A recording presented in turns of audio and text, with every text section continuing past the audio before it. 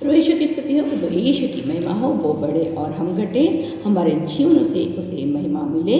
Shalom दोस्तों, आप सबों का फिर से मेरे YouTube channel life in the spirit में स्वागत है। आप सबों को पाम संडे की खजूर इतवार की बहुत बहुत बधाइयाँ। ये संडे सिर्फ एक त्यौहार नहीं बल्कि एक मनन चिंतन का संडे होना चाहिए, क्योंकि आज से 2026 साल पहले एक ऐसी घटना इज़राइल के यरूशलेम में घटी जहां एक व्यक्ति का स्वागत बड़े धूमधाम से हाथों में खजूर की डालियाँ लेके किया गया। लेकिन उसी व्यक्ति को जो लोग ये गाना गा रहे थे कि प्रभु की जय, वही भीड़, वही लोग आज से लगभग 5 दिन के बाद यानी गुड फ्राइडे के दिन वही भीड़ कहेंगी इसे क्रूस दीजिए, उसे क्रूस दीजिए। हाँ दोस्तों, आपको और मेरे को हमारा भविष्य नहीं पता, सिर्फ एक ही व्यक्ति को हमारा भविष्य पता है। वो भविष्य जानने वाला वही व्यक्ति है जिसने हमें बनाया है, रचाया है, और वो है हमारे सर्वशक्तिमान पिता परमेश्वर। उसी ने हमें बनाया है और यही मैसेज लेके संसार में मुक्तिदाता उद्धारकर्ता आए थे कि हम शरीर नहीं आत्मा हैं। हम इस मिट्टी के शरीर में कुछ दिनों के लिए रखे गए हैं, लेकिन एक दिन हमें हमेशा के लिए अपने पिता के पास वापस जाना है। यदि वाकई में आपका और मेरा विश्वास इस बात पे है तो आपको और मुझे आत्मा के फल होना, आप में और मुझ में आत्मा के फल होना बहुत जरूरी है। यदि आप में और मुझ में वो शिक्षा जो यीशु मसीह ने 3.5 सालों तक पूरे यरूशलेम में घूम के दी, वो शिक्षा आपके अंदर घर नहीं कर गई है और आप एक पूरी तरीके से सेटल लाइफ इस संसार में जी रहे हो, एक फिक्स लाइफ जी रहे हो और आपको लगता है कि हमने एक अच्छा जीवन जिया है, तो दोस्तों ये कहीं ना कहीं आपके और मेरे लिए एक दुखदाई समाचार हो जाएगा। ये जो सुसमाचार है ये दुखदाई समाचार हो जाएगा, क्योंकि मनुष्य इस संसार से कुछ भी अपने साथ लेके जा सकता नहीं सिवाय एक चीज़ का, और वो है उसकी आत्मा। वो आत्मा ही है जो वापस अपने परमात्मा से मिलेगी, लेकिन उसके ऊपर भी डिसीजन सिर्फ और सिर्फ आपका है, क्योंकि प्रभु ने कहा जीवन और मृत्यु दोनों भी मैंने आपके सामने रखा है। मैं आपको किसी चीज़ के लिए मना नहीं करूँगा। आप दारू पीना चाहते हैं दारू पीजिए, आप सिगरेट पीना चाहते हैं सिगरेट पीजिए, आप गंदी गालियाँ देना चाहते हैं गालियाँ दीजिए, आप मोबाइल को एक सेकंड के लिए भी छोड़ना नहीं चाहते मत छोड़िए, गुलामी में जाइए मोबाइल के। एक्चुअली मोबाइल ना बोलते हैं, मैं बोलूँगी इंटरटेनमेंट, क्योंकि मोबाइल तो एक डब्बा है, उसमें कुछ नहीं है। अगर उसमें नेट नहीं रहेगा, उसमें सिम नहीं रहेगा तो आप क्या कर पाएंगे। इसलिए इंटरटेनमेंट के आज इंसान क्या हो चुके हैं, दीवाने हो चुके हैं। बड़ी टीवी तो ऑलरेडी हमारे घर में थी, लेकिन ये छोटी टीवी को आप कभी भी कहीं भी अपने साथ लेके जा सकते हैं। सिर्फ नेट की ज़रूरत है आपको, और ये तो आजकल तो गवर्नमेंट ने कई जगह पर वाईफाई भी फ्री कर दिया, तो प्रभु आपको इसके लिए भी मना नहीं करेगा। आप सुबह से उठ के रात को सोने तक का खाने के लिए परेशान है, प्रभु बोलेगा भरपूर खाओ, जितना खाना है उतना खाओ, मुझे कोई मनाही नहीं है। आप सुबह से लेकर शाम तक सिर्फ इसी संसार के बारे में परेशान हैं, बटोरने में लगे हुए, और चाहिए। आपके पास 10,000 की साड़ी है, लेकिन एक बार आपने उसको पहन लिया है तो अब आप बोर हो चुके हैं, आपको और एक साड़ी चाहिए। ऐसा आपको अपने घर को बहुत अच्छा डेकोरेट करके रखा है, वाइट वॉश करके रखा है, लेकिन आपको और बेडशीट चाहिए और कर्टन चाहिए और एक अच्छा सेटल लाइफ आप जीना चाहते हैं। सेटल लाइफ का परिभाषा मैं बता रही हूँ, मनुष्य जाति के लिए यही है क्या कि उसके बाद एक अच्छी नौकरी चाहिए, एक अच्छा घर चाहिए, भरपूर सोना चाहिए, घर में बहुत सब चीज़ें अच्छी चाहिए। अगर ऐसा जीवन आप चाहते हैं और जी रहे हैं तो प्रभु आपको और मुझे मना नहीं करेगा। मैं फिर कहती हूँ, प्रभु यीशु मसीह आपको छोटी छोटी बात में आके नहीं रोकेगा। मैं पाप की क्षमा प्रभु ने आपको, मुझे और पूरे मनुष्य जाति को कब से दे दी है, लेकिन शुद्धिकरण की जो प्रक्रिया है, शुद्धिकरण की प्रक्रिया, उससे आपको और मुझे गुजरना ही पड़ेगा दोस्तों। यदि आप और मैं सिर्फ पाप के अपनी किसी भी आदत को बदलना नहीं चाहते, अपने लाइफ स्टाइल में हम कहीं भी कोई सुधार नहीं करना चाहते, और एक ऐसा जीवन हम जीना चाहते हैं जिसमें सिर्फ और सिर्फ हमारी शरीर की इच्छा और मेरी खुद की इच्छा भरी पड़े, मैं मेरा घर ऐसा होना चाहिए, मेरा घर ऐसा होना चाहिए, मेरे को वो चीज़ वैसी चाहिए, ये ऐसा चाहिए। अगर ऐसा जीवन आप जी रहे हैं दोस्तों, तो प्रभु इसके लिए आपको मनाही नहीं करेगा, क्योंकि प्रभु आपको मना करने नहीं आया। वो तो बोला मैं हाथ में तलवार लेके आया हूँ, मैं मेल कराने नहीं आया। तलवार लेके क्यों आया? क्यों बोले प्रभु ने कि मैं मेल करने नहीं आया? क्योंकि सत्य और असत्य का मेल कभी नहीं हो सकता। सत्य बोलने वाले लोग असत्य लोगों के साथ कभी, तो ये आपके अपने परिवार के लोग भी हो सकते हैं, डेफिनेटली आपके अपने परिवार के ही लोग होंगे। आज ये जो पाम संडे हमको मुझे दिया गया है, ये मनन चिंतन के लिए दिया गया है कि इसके पहले कि हम पवित्र हफ्ता में प्रवेश करें, हम इस बात को जानें कि हम मनुष्य जाति का स्वभाव कितना खराब है। क्योंकि मैंने आपको बताया, जो लोग आज खजूर की डालियाँ हाथ में लेके यीशु मसीह का स्वागत कर रहे थे, वही लोग गुरुवार शुक्रवार के दिन चिल्ला चिल्ला के कहेंगे इसे क्रूस दीजिए, इसे क्रूस। क्योंकि इंसान सिर्फ और सिर्फ अपने मैं के कारण प्रभु यीशु मसीह को उस क्रूस पर चढ़ाया है दोस्तों। हाँ, क्यों? क्योंकि उन्हें इतने साल की जो प्रैक्टिस थी, अपने रीति रिवाजों की, परंपराओं की, जो उनको नबियों और शास्त्रियों ने बताया था, वो यीशु मसीह को भी उन्होंने ठुकरा दिया। उनके ऊपर मनुष्य की शिक्षा इतनी ज़्यादा भारी हो चुकी थी कि उन्होंने ईश्वर के पुत्र को ठुकरा दिया। आज कहीं आप और मैं भी ऐसा जीवन नहीं जी रहे कि हम नबियों की पुस्तक पढ़ ही नहीं रहे और डर के मारे हम वो कर रहे हैं और जो प्रभु यीशु मसीह के अनुसार नहीं है। यदि आप और मैं एक ऐसा जीवन जी रहे हैं दोस्तों, तो आज ये बहुत अच्छा इतवार है जहाँ आप और मुझे मनन चिंतन करना चाहिए कि क्या मैं जैसी आत्मा मेरे नथनों में प्रभु ने फूंकी थी, वो सेम वैसी पीवर बना के उसको पिता के सामने लेके जा सकता हूँ। आज जो हालत हमारे देश में है या पूरी दुनिया में बने पड़े हैं, ये इस बात का प्रमाण है कि ये संसार अंत के कगार पे है। और ये बहुत गंभीर सब्जेक्ट है एक्चुअली, जिसपे हर कलीसिया को घुटनों पे आ जाना चाहिए। आज प्रभु यीशु मसीह की कलीसिया को घुटनों पे आना चाहिए दोस्तों। और लाइफ स्टाइल आप जी रहे हो, सेम वही जो कर रहे हो जो आज से इतने साल तक 2000 साल से आप लोग कर रहे हो, तो दोस्तों ये आपका जीवन व्यर्थ है। अब कलीसिया को यदि वाकई में आप ईसा मसीह आपके दूल्हे हैं और आप अपने आप को दुल्हन समझते हैं, तो आपको अपने दूल्हे का स्वागत करने के लिए आत्मा में घुटनों पे आ जाना चाहिए, खुशी खुशी आ जाना चाहिए। आपकी प्रार्थना ऐसे, प्रभु तेरा आगमन निकट है और मैं अपने आप को तैयार हूँ मैं तेरे साथ आने के लिए। लेकिन हम में से किसी के भी प्रार्थना में ये सब्जेक्ट है ही नहीं। हम कल भी मांग रहे थे, हम आज भी मांग रहे हैं। हमने एक जाला अपने दिमाग के चारों तरफ अपनी सोच का बना के रखा है और हम उसी सोच के हिसाब से अपना जीवन जीते हैं। जो आपकी सोच से के हिसाब से सही है वो नहीं दोस्तों, जो ज़्यादा उद्धारकर्ता ने आपको बताया उसके हिसाब से जीवन जीजिए।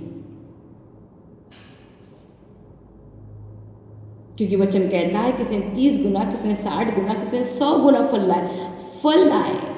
उसका मतलब प्रभु ने कुछ सब्जेक्ट आपको दिए हैं, उस सब्जेक्ट पे आपने काम किया और उस काम करने के बाद आपको क्या मिले, किसी को 30% मिले, किसी को 60%, किसी को 100%। जैसे कि मैंने पिछले बार बताया था कि स्कूल में की तरफ से 20% पासिंग मार्क हर एक बच्चे को दे दिया गया है। किसी के साथ कोई पार्शियलिटी नहीं की गई है। होशियार बच्चे को भी दिया गया है, बोंधु बच्चे को दिया, क्योंकि कौन बोंधु है कौन होशियार है ये गवर्नमेंट को थोड़ा ना पता है, तो स्कूल के बच्चे सोच समझ के देंगे। इसे कंपल्सरी 20% मार्क, लेकिन पास होने के लिए 15% मार्क तो कम से कम आपको लाना ही पड़ेगा। तो दोस्तों, इसके पहले क्या जो वीडियो मैंने बनाई थी उसमें मैंने आपको बताया था कि प्रभु यीशु मसीह के बारे में जो भविष्यवाणी नबी ईसायास के ग्रंथ में हुई थी वो आधी हुई थी और आधी पूरी होने की थी। ईश्वर के प्रतिशोध का दिन अब तक आया नहीं है। यही बात को न्यू टेस्टमेंट में हम आगे जाके देखेंगे कि उसमें प्रभु हमको क्या सिखा रहे हैं, क्या वाकई में जो नबी ने भविष्यवाणी की थी वो सही है या उसमें कुछ हमने अपने आप से मन से जोड़ लिया है। तो देखिए दोस्तों, संत लूकस का अध्याय 4, उसमें जो पिछली भविष्यवाणी नबी यशायाह में की थी इस मसीह के लिए, प्रभु ने वही किया। उसने क्या किया, प्रभु का आत्मा मुझ पर छाया रहता है क्योंकि उसने मेरा अभिषेक किया है, उसने मुझे भेजा है जिससे मैं दरिद्रों को सुसमाचार सुनाऊं, बंदियों को मुक्ति का और अंधों को दृष्टिदान का संदेश दूं, दलितों को स्वतंत्र करूं और प्रभु के अनुग्रह का वर्ष घोषित करूं। ईसा ने बस इतना ही नबी शास्त्र का वो पुस्तक से पढ़ा और उसके बाद क्या लिखा है कि उन्होंने किताब को बंद करके रख दिया और सब लोग उनको देखते रहते हैं। जबकि भविष्यवाणी में और आगे क्या लिखा था कि ईश्वर के प्रतिशोध का दिन घोषित करूं। और फिर से अपना न्यू टेस्टमनी में आ जाए, वहाँ लिखा है कि प्रभु यीशु मसीह का जन्म, तो वहाँ पे देखो ग्राबेल दूत क्या संदेश लेके आया है, क्या लिखा है वो देखिए, आप गर्भवती होंगी, पुत्र प्रसव करेंगी और उनका नाम ईसा रखेंगी। वे महान होंगे और सर्वोच्च प्रभु के दूत कहलाएंगे। प्रभु ईश्वर उन्हें उनके पिता दाऊद का सिंहासन प्रदान करेंगे। वे याकूब के घराने पर सदा सर्वदा राज्य करेंगे और उनके राज्य का कभी अंत नहीं होगा। वहाँ लिखा था कि वो ईश्वर के प्रतिशोध का दिन घोषित करूँ, नबी ईसायास में, जो कि पाठ ईसा मसीह ने वहाँ आगे पढ़ा ही नहीं, आधा पढ़ के रख दिया, सही है। लेकिन इसमें प्रभु और इस वचन में प्रभु और कहते हैं कि क्या वो उसका राज्य, उसे दाऊद का राज्य प्रदान करूँगा और उसके राज्य का कभी अंत नहीं होगा। लेकिन आप और मैं तो जानते कि ईसा मसीह मर गए क्रूस पे और जी उठे और तीसरे दिन स्वर्ग में आरोहित हुए, तो उनका तो राज्य अभी तक आया ही नहीं है। तो आप और मैं किस बात पे ये विश्वास करते हैं? इसका मतलब प्रभु का राज्य आने का समय बचा हुआ है। अभी तक दाऊद का वो सिंहासन पिता ने पुत्र को प्रदान नहीं किया है। मैं उस वीडियो का ये पहला पार्ट समझ लीजिए, दूसरा पार्ट है कि भविष्यवाणी कैसे पूरी होने वाली है और कैसे पूरी होंगी, जिसपे आप और मैं बिल्कुल मनन चिंतन नहीं करते। हम सिर्फ और सिर्फ 4 गॉस्पल और 4 गॉस्पल की कहानियाँ बताते रहते हैं। जैसे कि आज भी आप हमारे चर्चों में बहुत बड़ा चैप्टर पढ़ा जाता है, हर साल पढ़ रहे हम, लेकिन क्या आपने मैंने इस बात पे मनन चिंतन किया है कि ईसा मसीह का राज्य तो अब तक आया ही नहीं है, अभी तक तो ईश्वर के प्रतिशोध का दिन आया ही नहीं है। तो आप ये बताइए कैसे कैसे इस बात पे मनन चिंतन हम कर ही नहीं रहे हैं, तो कैसे हम प्रभु यीशु के मन की योजनाओं को जानेंगे? हम तो प्रभु की आदि भविष्यवाणी को ही इंजॉय कर रहे हैं कि मैं अंधों को दृष्टिदान दूँ, बंदियों को मुक्त कराऊँ, दरिद्रों को सुसमाचार सुनाऊँ। हम सुसमाचार ही सुनाने में लगे जबकि सुसमाचार सुनाने का तो समय कब से खत्म हो गया। ये तो सुसमाचार का दूसरा पार्ट सुनाने का समय आ गया है कि ईश्वर के प्रतिशोध का दिन आने वाला है। ये कब बताएंगे हम? ये कब बताएंगे कि ईश्वर का राज्य आएगा और उसके राज्य का कभी अंत नहीं होगा? कहाँ है ये गॉस्पेल, ये सुसमाचार, कहाँ ये भविष्यवाणियाँ? आधी अधूरी बातें हम सुन रहे हैं। हम जब बच्चे थे तो बच्चे वाला खा भोजन देते थे, मतलब जब हम नए आए थे कलीसिया में, हम नए क्रिश्चियन बने थे, तब हमको ये था, ये हमारे लिए थी ये भविष्यवाणियाँ। लेकिन अब हम बच्चे नहीं हैं, हमारी दूसरी तीसरी पीढ़ी क्रिश्चियन बन गई है। बिना सुसमाचार सुने, बिना यीशु मसीह का नाम सुने हम 40 दिन में ही हमारे बच्चे को क्रिश्चियन बना देते हैं। इसलिए प्रभु ने कहा जो अगले हो पिछले हो जाएंगे, जो पिछले, क्योंकि जो पिछले आ रहे हैं वो सुसमाचार सुनने के बाद, यीशु मसीह का नाम सुनने के बाद विश्वास में आ रहे हैं। और हमारे जो बच्चे हैं, जो हमारे जो पूर्व है, उन्होंने सुसमाचार सुना ही नहीं। वो तो माँ बाप ने कुछ बपतिस्मा दे दे, बपतिस्मा दे दे, बपतिस्मा दे दे, परम प्रसाद दे दे, परम प्रसाद दे दे, हिलाइए अपने आप को। हमारा खून ठंडा पड़ चुका है, हर साल वही रीति रिवाज करके चर्च जाके आके खा के कुछ नहीं करते हम। मटन का बना के भगवत 3 टाइम के लिए रख देंगे, सकाळ दोपहर संध्या का। यही हमारी क्रिश्चियनिटी, यही हमारा त्यौहार, कुछ नहीं करते। चर्च से आने के बाद पिक्चर के गाने पर डांस करेंगे हम, डीजे बजा के। इजराइल, इराक, यूक्रेन, रशिया में कई लोग बमों के गिरने से मर रहे हैं। परिस्थिति पूरी विपरीत है, लेकिन हमें कोई फर्क नहीं पड़ता, क्योंकि वचन में लिखा है ना कि दुनिया खाते पीते एंजॉय करते रहेंगे, मुझे कोई फर्क नहीं पड़ेगा अंतिम दिनों में। अंतिम दिनों के बारे में प्रकाशित वाक्य में भी लिखा है और सुसमाचार पर अंतिम दिनों में लोगों को कोई फर्क नहीं पड़ेगा। कोई मरे तो मरे, कोई कुछ हो रहा तो होने दो, वो अपना लाइफ इंजॉय करेंगे।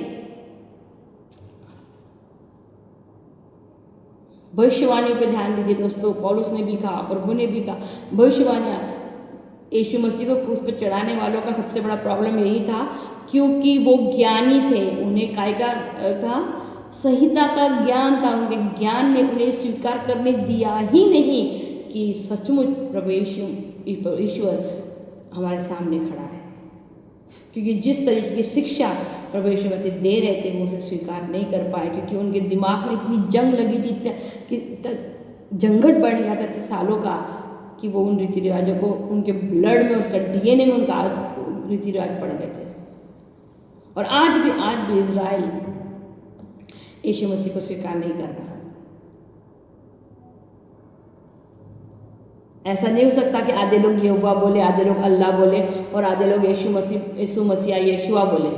नहीं, एक ही नाम दिया गया पूरे संसार में, सृष्टि में, महान से महान व्यक्ति में फिर बोल रही हूँ, इस दुनिया में सिर्फ एक ही ईश्वर है और उस ईश्वर का एक लौता पुत्र यीशु मसीह जो स्वयं ईश्वर है, वही हम मनुष्य जाति को प्रभु के पास ले जा सकता है, वही हमें मुक्ति दिला सकता है, वही हमें इस संसार से उस संसार तक पहुंचा सकता है। संसार का दूसरा कोई भी नाम आपको पिता के उस सनातन आत्मा के पास लेके जा नहीं सकता, उस अनादि से लेके अनंत आत्मा तक नहीं लेके जा सकता। एक ही नाम। आप किसी को भी मानिए, किसी की भी पूजा कीजिए, पाठ कीजिए, कितने भी व्रत कीजिए, जो है वो कीजिए, लेकिन इस बात पे मनन चिंतन जरूर कीजिए, क्योंकि वो सृष्टि करता है, उसने सृष्टि को बनाई है। और सृष्टि की पूजा करने वाले या मनुष्य बोलो या जिसकी भी आप पूजा करते हो, वो सब सृष्टि है, सृष्टि करता नहीं। और अगर यदि सृष्टि की पूजा करके स्वर्ग राज्य में जाएंगी, आज आप देखो कितने बाबाओं के कितने बड़े बड़े केस आज उजागर हो चुके हैं। क्या कर रहे हैं वो? सिर्फ शरीर की भोग विलास कर रहे हैं। किसका नाम लेके? आप जानते हैं। इसलिए एक ही ईश्वर है, उसका एक लौता एक ही पुत्र है, एक ही उद्धार करता है, एक ही मुक्तिदाता है, एक ही रास्ता है, उसका नाम है ईसा मसीहा।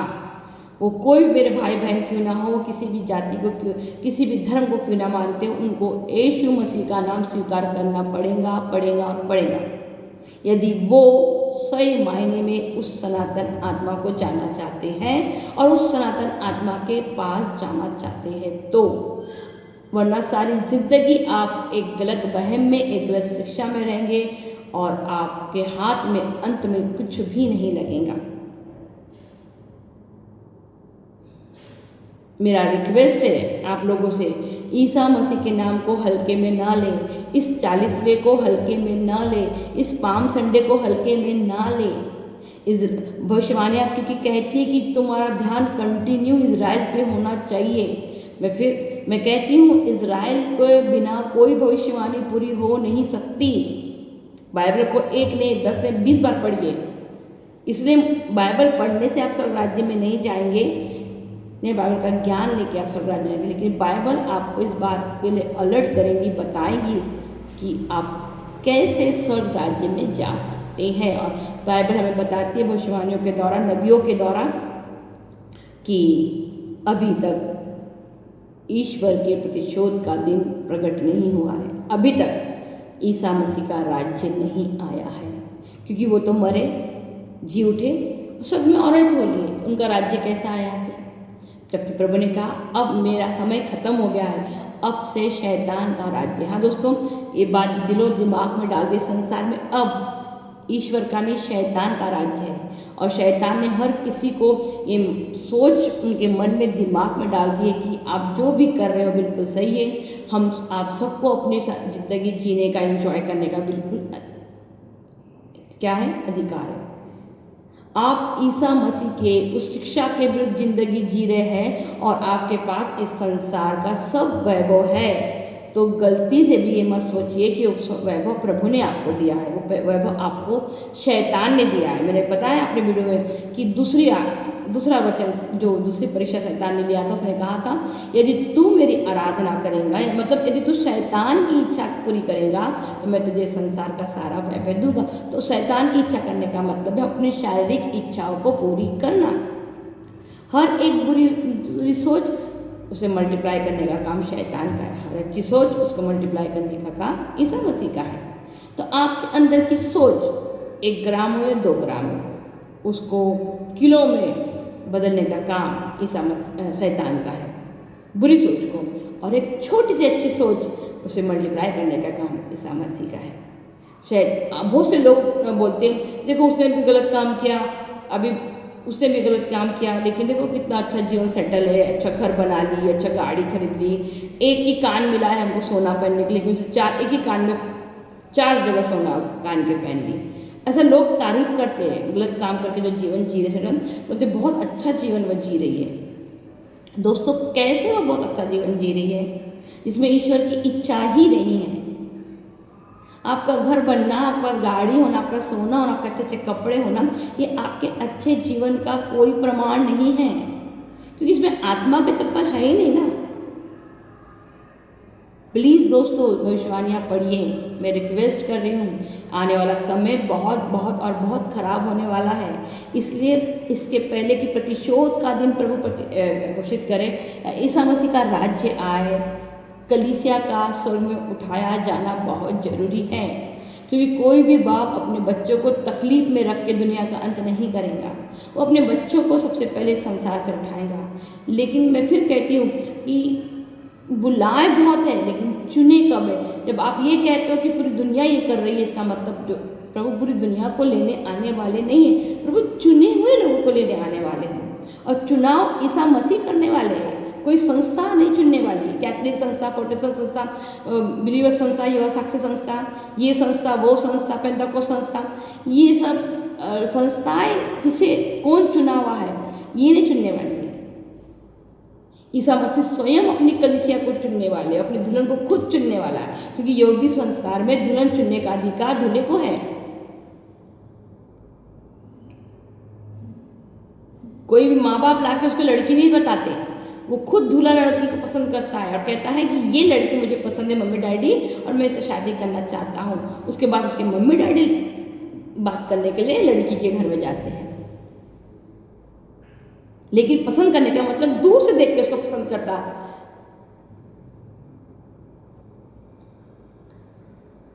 भविष्यवाणियाँ कहाँ हैं हमारे जीवन में?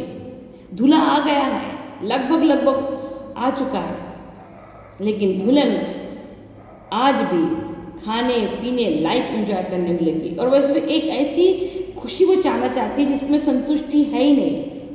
आज डीजे पे नाचेंगी तो कल फिर से नाचना है, आज नड्डे तक खाएंगी तो फिर कल फिर से और खाना ही खाना है। मैं कितना आपको अपने वीडियो के द्वारा ये बताने की कोशिश कर रही हूँ कि हम जो कुछ भी शरीर के लिए करेंगे वो सब इसी संसार में रहने वाला है, और हम जो कुछ भी आत्मा की दृष्टि से करेंगे वो सब आत्मा के जीवन में जाएंगे, और वहाँ हमारे लिए घर है। इस बात का जिस पे विश्वास है वही आत्मा के जीवन पे मनन चिंतन करेगा, जिसका नहीं है वो वैसा ही गुस्से में रहेगा। एक छोटी सी कोनी किसी को लग गई अभी, तो वो देखिए उसका में कितना प्रेम आनंद और शांति है। गलती से किसी ने लग गया, पागल है क्या? दिखता नहीं क्या? समझता नहीं क्या? हो गया, पूरी कहानी खत्म प्रेम आनंद शांति की। एक छोटी सी कहानी, जैसे बोलो राय के पेड़ के समान तुम्हारा विश्वास, हमारा राय के पेड़ का विश्वास तो नहीं है लेकिन गुस्सा है।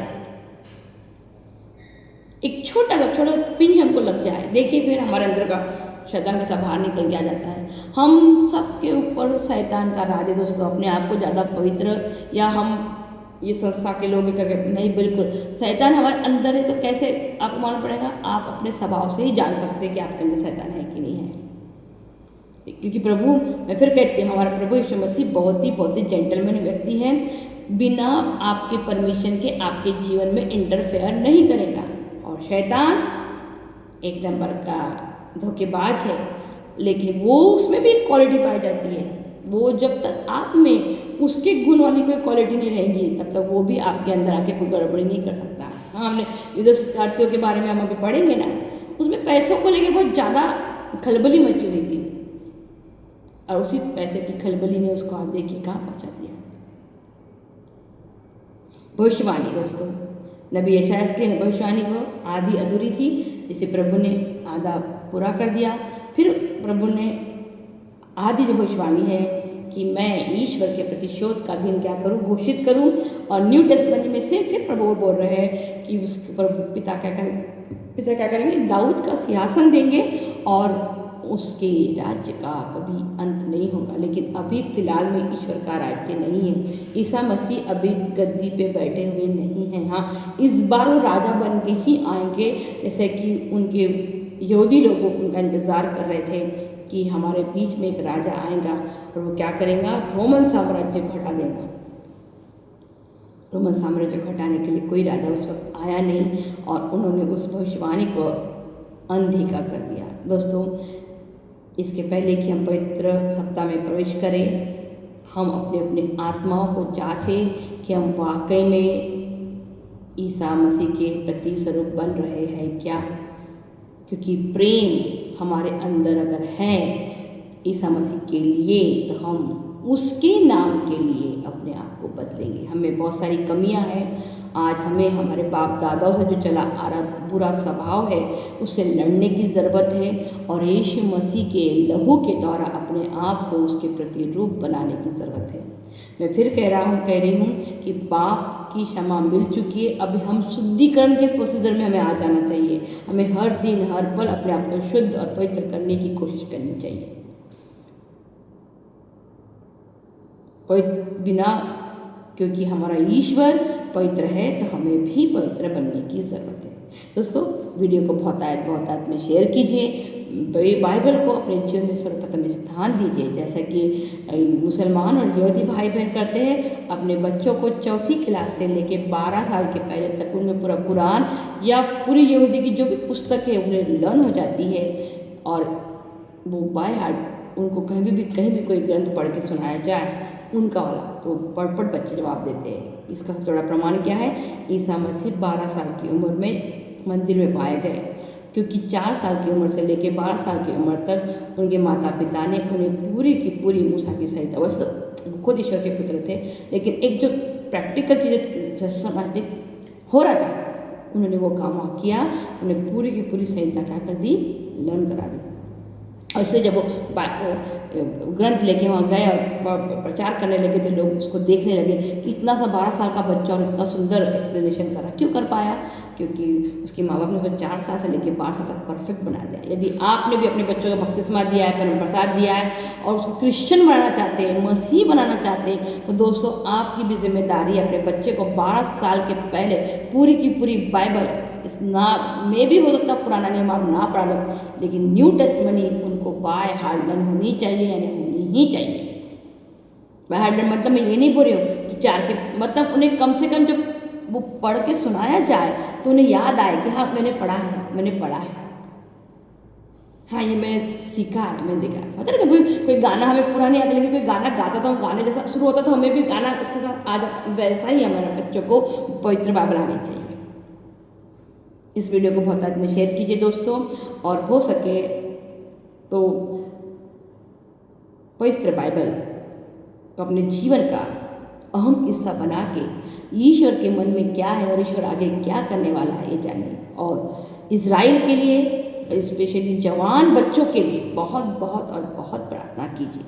हे शक्तिमान पिता परमेश्वर, मैं आपको धन्यवाद देती हूँ प्रभु जी कि आपने हमें फिर एक बार याद दिलाया है कि आज से 2026 साल पहले आपके पुत्र मुक्तिदाता उद्धारकर्ता ईसा मसीह का स्वागत बड़े धूमधाम से इज़राइल में, यरूशलेम में हुआ था। लेकिन अब साथ साथ आपने हमें ये भी याद दिलाया कि जो भीड़ उन्हें तारीफ कर रही थी, उनकी हौसला कह रही थी, वही भीड़ अब बहुत जल्दी शुक्रवार के दिन कहेंगे इसे क्रूस दीजिए, क्योंकि भविष्य कोई नहीं जानता है। इसलिए प्रभु जी आपने भविष्यवाणियों के द्वारा अपनी कलीसिया को, अपने दुल्हन को समझाने की कोशिश की है कि आप भविष्य में क्या करने वाले हैं, ताकि आपकी कलीसिया पूरी तरीके से तैयार हो जाए। वो अपने आप को शुद्धिकरण के मोड़ पर डाल दे। अब पाप समा की कहानी को खत्म होगा। सुसमाचार का आधा भाग पूरा हो चुका है, लेकिन आधा भाग बचा है कि मैं ईश्वर के प्रतिशोध का दिन घोषित करूंगा और उसके राज्य का कभी अंत नहीं होगा। अगर यदि वाकई में हम ईसा मसीह के साथ उस राज्य में प्रवेश करना चाहते हैं तो हमें इस आधी जो बची हुई भविष्यवाणी उस पर ध्यान देना होगा और उसके हिसाब से अपने आप को तैयार करना होगा। प्रभु जी मैं आपसे प्रार्थना करती हूँ कि जितने लोग मेरे वीडियो को देखते हैं थे वो अपने आप की आत्मिक की तैयारी करें, आत्मा, प्राण और शरीर तीनों से अपने आप को शुद्ध करें, ताकि वो ईसा मसीह के प्रति स्वरूप बन जाए और ईसा मसीह के साथ उस राज्य में प्रवेश करे जहाँ उसका कभी अंत नहीं होगा। मेरे पिता, सारी महिमा, सारा आदर, सारा सम्मान आपको देती हूँ, ईसा मसीह के नाम पे मांगती हूँ, आमीन।